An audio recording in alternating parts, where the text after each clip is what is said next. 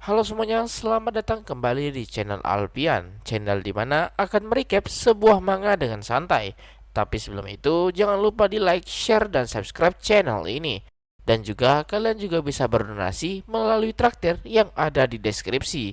Dengan begitu, bisa membuat Mimin semakin bersemangat dalam berkonten lagi. Kalau begitu, kita lanjut ceritanya, boy.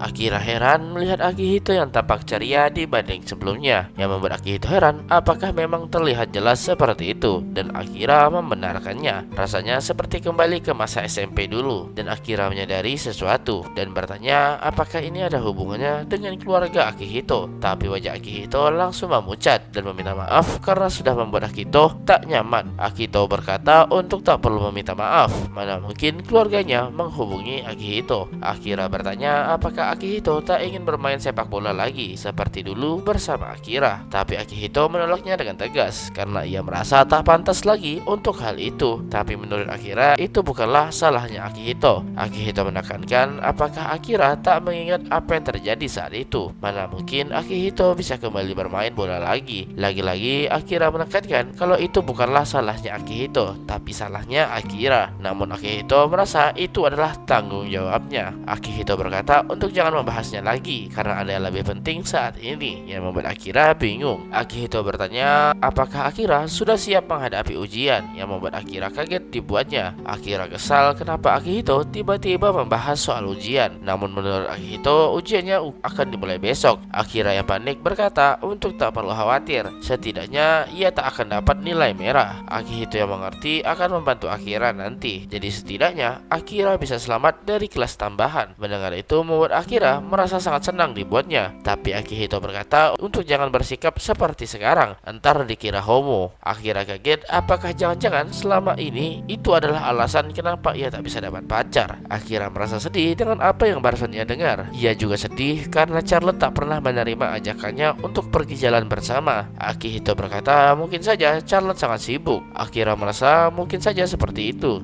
atau mungkin saja ia sudah punya pacar sekarang. Yang membuat Akihito bingung kenapa ada kesimpulan semacam itu. Dari apa yang Akira lihat, Charlotte sekarang terasa berbeda dibanding pertama kali ada di sini. Namun menurut Akihito, Charlotte baru saja pindah 2 minggu lalu. Mana mungkin perubahannya secepat itu. Tapi menurut Akira, Charlotte pasti menyukai seseorang, yang membuat Akihito merasa malu dibuatnya. Tapi seberapa panjang mereka membahas ini, tak akan ada akhirnya dan pergi kembali ke kelas. Akihito juga mengingatkan soal pesta penyambutan Charlotte setelah ujian berakhir, dan Akira setuju soal itu. Karena ini momen yang tepat, Akihito mencoba menyuruh Akira untuk mengajak yang lain juga, dan Akira akan mencobanya nanti. Tapi yang penting adalah Charlotte setuju tanpa merasa dipaksa. Mendengar itu membuat Akihito berterima kasih atas pengertian Akira. Tapi itu membuat Akira heran kenapa Akihito yang berterima kasih. Akihito yang panik berkata untuk lupakan saja. Ketika mereka hampir sampai di kelas, tampak terjadi keributan di sana, di mana suasana kelas menjadi sangat gaduh sekali. Akira dan Akihito melihat apa yang terjadi di dalam, di mana ada 2 orang yang sedang bertengkar dan Charlotte yang mencoba menenangkan situasinya. Mereka berdebat untuk mengajak Charlotte pergi bermain bersama. Bahkan situasinya mulai memanas, di mana mereka akan adu jotos dan membuat Charlotte panik dibuatnya. Akihito yang melihat Charlotte yang mulai menangis merasa tak bisa menahannya lagi dan langsung melerai kedua orang itu.